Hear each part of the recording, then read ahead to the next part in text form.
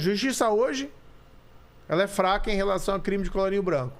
Você imagina em 2005, 2006. Muito mais fraca. Muito mais fraca. Então era muito raro você conseguir que uma prisão contra um criminoso de colarinho branco, ela fosse mantida. E quando era mantida era por pouco tempo. Mas ainda assim a gente pegou vários grandes doleiros, que o Alberto Youssef, por exemplo, foi um que ficou preso no caso Banestado, ficou 1 ano preso, saiu antes porque ele fez um acordo. Outros doleiros também grandes, tinham aqui que era em São Paulo, que tinha ficado famoso numa operação chamada Anaconda, que era o Toninho Barcelona.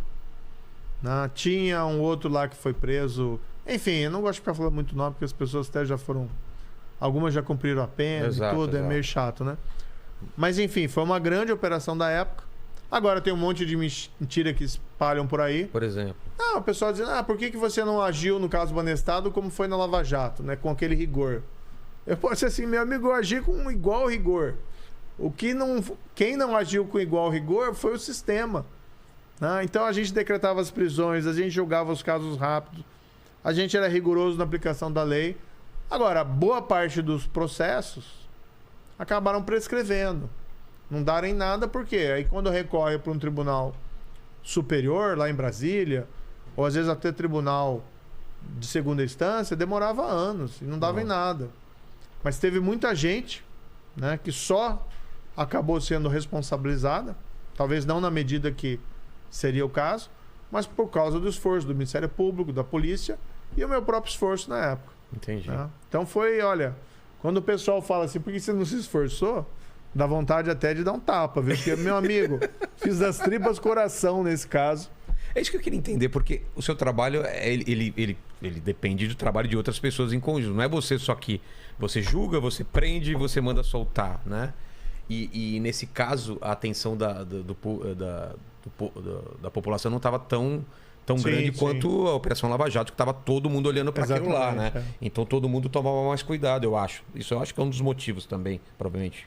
Você acha que no Lava Jato foi mais rigoroso? Foram 2 momentos diferentes, né? O caso Banestado foi ali entre 2003 e 2006. E a Lava Jato foi em 2014. Tinha tido uma influência assim, do mensalão, de certa maneira, do caso mensalão decidido pelo Supremo, que isso propiciou um pouco mais de rigor. E teve-se maior exposição também na imprensa, os casos... esses casos de roubo, né, da Petrobras eram gritantes. 6 bilhões de dólares falam por si. Nossa. De dinheiro que foi recuperado. E era um caso realmente, vamos dizer assim, estrondoso. Ele gerou repercussão mundial. Tá? Porque o que foi descoberto ali? Que essas grandes empreiteiras brasileiras pagavam suborno. Pagaram sistematicamente. Eu mesmo interrogava o pessoal, né, diretor, gerente da Petrobras, e era assim, por que você recebia suborno? Por que te pagavam? Grande parte das respostas era, porque era a regra do jogo. Já cheguei, já estava assim quando eu cheguei. Mas você fazia alguma coisa e tal, olha, a gente tinha uma boa relação. Então quando precisava alguma coisa, facilitava. A gente dava uma ajudinha. Mas não tinha nada específico. E tinha tabela. Né? Tinha tabela até. Então você chega para pagar, você chega para fazer um contrato com a Petrobras, essas grandes empreiteiras, e as grandes empreiteiras sabiam de antemão que tinha uma taxa de suborno que tinha que ser pago, que era 1 a 3% dos contratos. Nossa. Quando você fala em contrato, que aí você vai aprendendo, né? Eu até falava brincando assim que eu podia largar mais estatura e ir pro mercado de óleo e gás. Ah, é? Agora seria uma boa hora. Seria uma boa hora. Navio sonda de exploração. Sim. O preço disso aí, que a Petrobras comprou uns de uma empresa coreana, era da casa de 500 milhões de dólares. Um navio. E aí quando você tem 1 a 3%... Imagina. Né, você imagina o valor do suborno. Da propina. Né? Então isso foi por anos, né, mais de uma década. E como aquilo que eu te falei, parte ficava com a casa, os diretores e gerentes, parte ia para partidos políticos ou para políticos que eram os padrinhos da nomeação que tinham dos diretores. Tinham colocado as pessoas lá. Exatamente. É aquele velho loteamento político.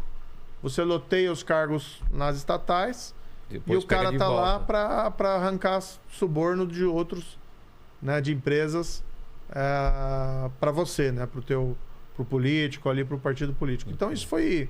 Aí tinha senador, tinha parlamentar, tinha deputado, tinha de tudo ali. Tinha ex-presidente da Câmara, tinha ex-presidente da República, tinha de tudo, né, nesses esquemas criminosos. E foi um caso... vários partidos. Só que partidos do governo. Sempre alinhados ao governo. Porque, veja, a Petrobras era controlada pelo governo no momento. Quem que é a base? Por que ele vai colocar lá o partido da oposição? Vai colocar o partido da situação. Né? E isso foi por anos, décadas, muito dinheiro. A Lava Jato em Curitiba, só ela foram mais de 150 condenações criminais. Gente graúda. Olha, nunca na história do Brasil tinha sido condenado... Cuidado com a sua frase assim, né? Nunca na história desse país. Vamos reformular, né? Reformular. Tem como voltar a gravação? Vamos voltar, porque você é um candidato. Já tem gente que usa esse bordão, né? Nunca na história desse... É verdade. Mas olha... Antes disso, então... Antes disso, nunca um diretor da Petrobras tinha sido condenado criminalmente. Né? Porque eles eram poderosíssimos. Eu imagino. E claro, ninguém vai ser condenado por ser poderoso. É porque cometeu um crime. O poder é o que tornava eles imunes à aplicação da lei. Nunca um ex-governador, um governador de um estado, como o Rio de Janeiro, tinha sido preso. Exato. Aconteceu na Lava Jato. Um presidente da Câmara, todo poderoso, né, foi preso. Mais de um até foi preso. Presidente da Câmara. Senadores, né, deputados. O ex-presidente da República. E o mais marcante, a meu ver, donos dessas gigantescas empreiteiras. Exato. Que mandavam no país. Que nunca imaginavam que iam ser presos, né? Quem imagina que é uma empresa, né, como Odebrecht, que atuava não só aqui, mas em vários países e Mendes Júnior. Exato. E o que aconteceu? O que foi descoberto? Não só elas pagavam suborno ali na Petrobras, mas pagavam também em outras estatais e em outros órgãos também do governo. Teve o caso lá de Angra 3, né, eletronuclear. Aí teve o caso dos governos do Rio de Janeiro, que era um esquema de suborno à parte. E foi descoberto no decorrer das investigações que eles também pagaram subornos para funcionários públicos de outros países, para fazer negócios lá. Às vezes até mais ou menos num incentivo de relação com o governo do Brasil da época. Entendi. Então, por exemplo, foi descoberto que a Odebrecht pagou suborno para 4 presidentes peruanos. Né? Então, no Peru, eu até visitei o Peru durante a Lava Jato, me convidaram para uma palestra. Fui lá, quando eu cheguei lá, acho que foi isso em 2017, estava estourando o caso envolvendo um ex-presidente lá chamado Ollanta Humala, que foi acusado, né, de receber suborno. O presidente anterior a esse sofreu impeachment, que era o Pablo Pedro Kuczynski, por receber suborno da Odebrecht. Caramba. No Equador, o vice-presidente, José Glass, foi condenado por receber suborno de empreiteira brasileira. No Panamá, República Dominicana, Equador, Colômbia. Olha o poder dessas... África.